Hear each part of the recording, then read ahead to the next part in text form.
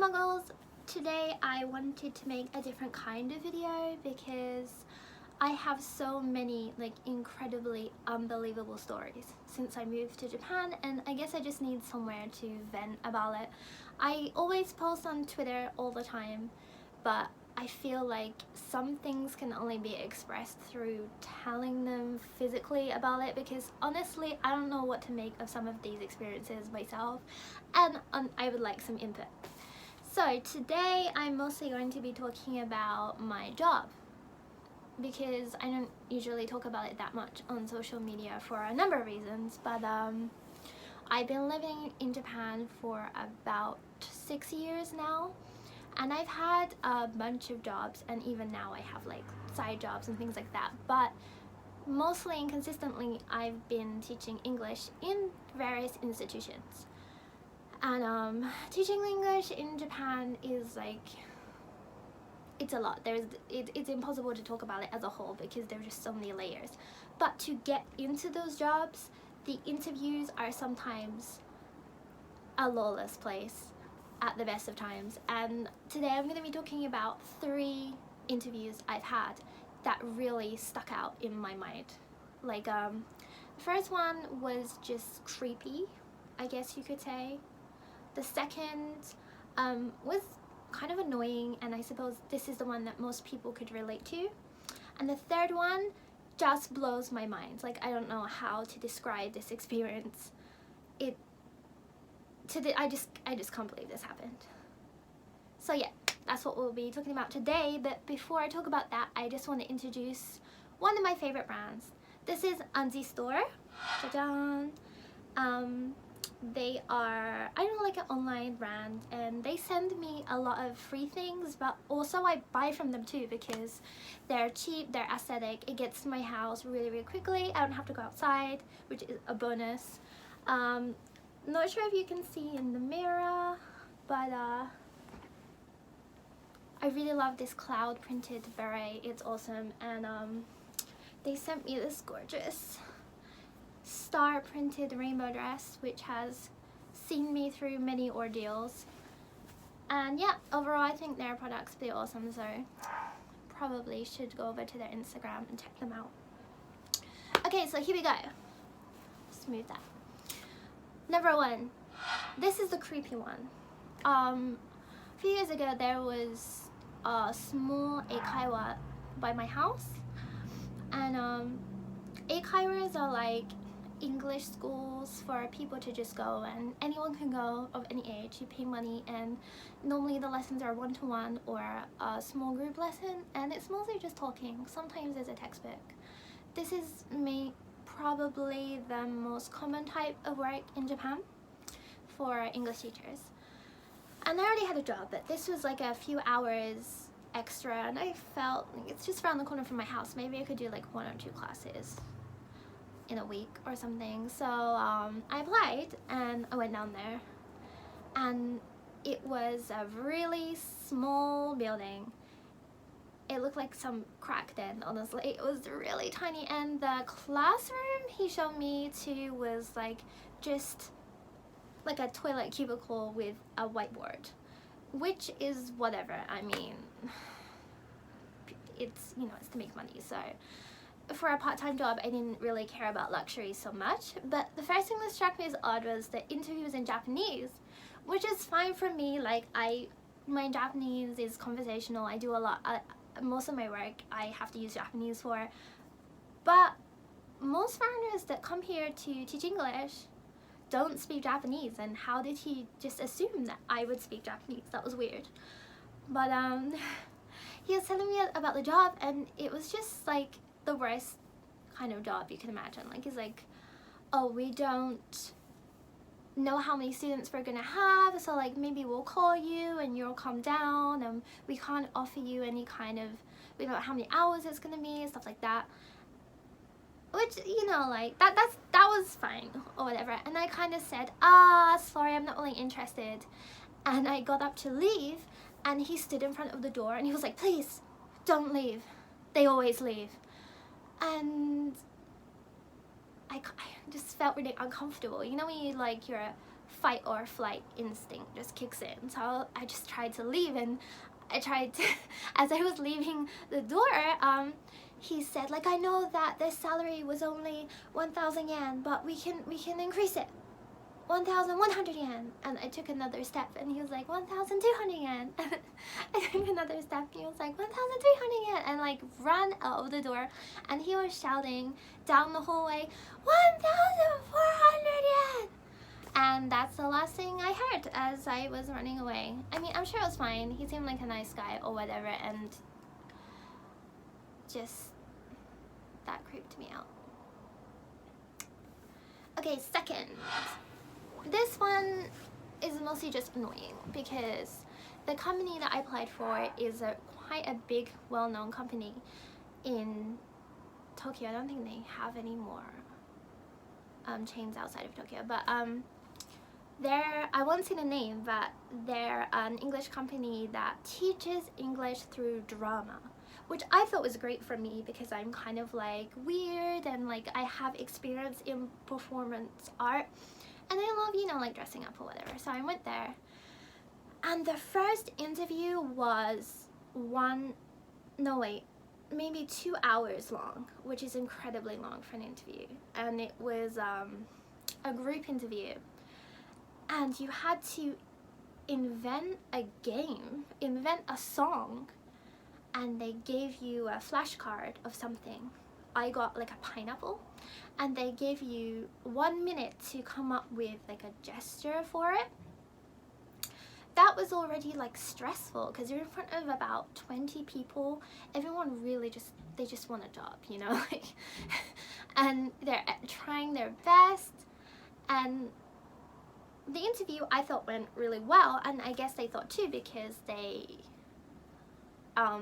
I got through that interview.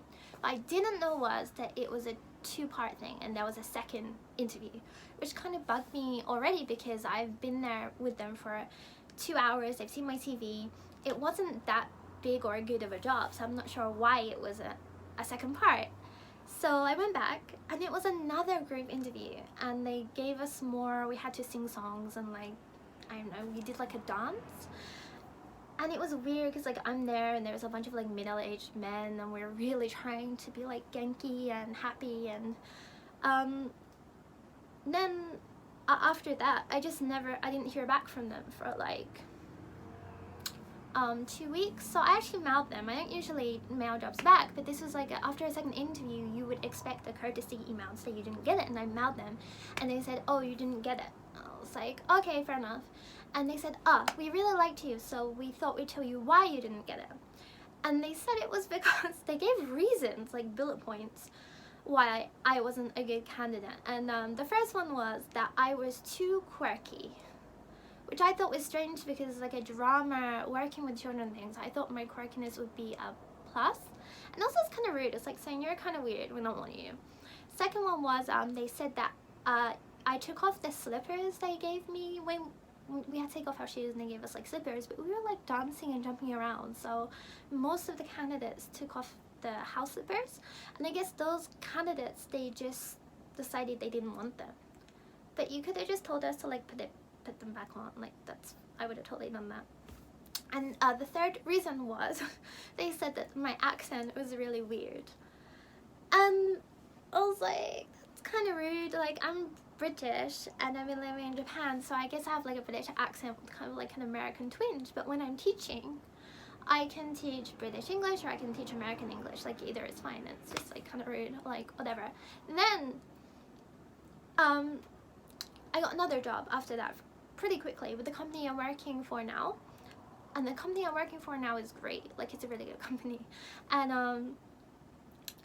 I was taking the train, and I bumped into the interviewer from the drama job, and he said, oh, thank God, it's so good to see you. The candidate we picked, they decided the last minute they had to go back to their country, and we need someone to take over the job. Can you take over the job? And I said, no. You said I was weird, pretty much. I'm not working for you. And he was quite taken aback. But like, why should, like, we tried super hard in the interview, and you basically told me that I was weird and strange and my accent is awful. Why did I want to work for you? And again, they mailed me 6 months later, again asking me to work for them. So clearly I can't be that weird. Anyways, the third and last one, and this one is seriously blows my mind, is this is another eikaiwa company. Probably in Tokyo, one of the big four, I would say. There's some really big conglomerate eikaiwa companies, and this is definitely one of the most popular ones. And I went in a proper business suit for this because this is kind of a more serious company. And I went, and the interviewer was again a middle-aged British man, if I can remember.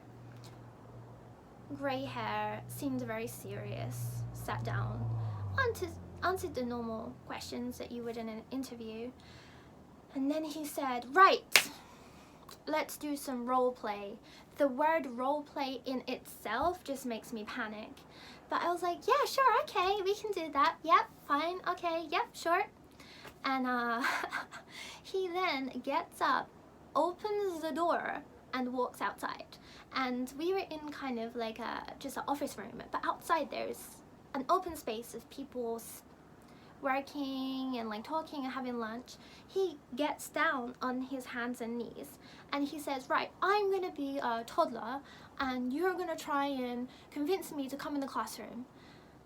I was like, oh, okay, yeah, we can do that. And I'm like, come on, I need this job. I need this job. I need this job so much.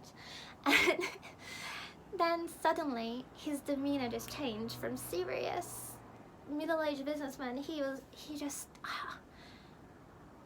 took on the role of a toddler extremely well, and he just went, I don't want to come inside, no, yaritaku nai, asobitai. And I was disgusted. I just felt so weird. And then he rolled over onto his back, and at that time people around started looking over at us, kind of confused at why there's a man laying on the floor, and he was like, Yada, yada. And at that moment I had a choice. I seriously contemplated just running out that door and never coming back, but I needed that job, so I tried my best to just put on a smile and say like, oh, come on, let's study English, come on, don't be scared, come on, take my hand, come on. And honestly, I did such a good job to hide my just disgust. And eventually he started to just feel like, no, and then he eventually took my hand and I pulled him in the room. And we concluded the interview. And guess what? I got the job. But honestly, that was, I don't know how to explain that at all. And I got outside and I was like, was I sexually assaulted? Was that a normal interview, or all interviews like this? Like, I had no idea, because I've done lots of different kinds of interviews and they're always different. But please tell me in the comments, is that a normal process for an interview? Because honestly, I don't know. But if you're planning on doing an interview in Japan for an English teaching job, honestly, what I can suggest to you is wear a business suit. No matter what the job is, it doesn't matter if it's a fun job or something with dancing or singing, wear a business suit. And don't talk about your hobbies at all. They want you to just exist for the job. So don't talk about, you don't like fashion, you don't like anime, you don't like nothing. You like working. And thirdly, they like it if you can speak Japanese, but don't use Japanese too much. They want you to use English only in the classroom, so bragging to them about how good your Japanese isn't gonna work. So yeah, if you do those 3 things, I'm pretty sure you can get an interview. And if you have to role play changing a grown man's diaper, then so be it. But yep, that's my first talking video of this kind of thing, so let me know if you'd like to hear me talk some more. So yeah, thank you.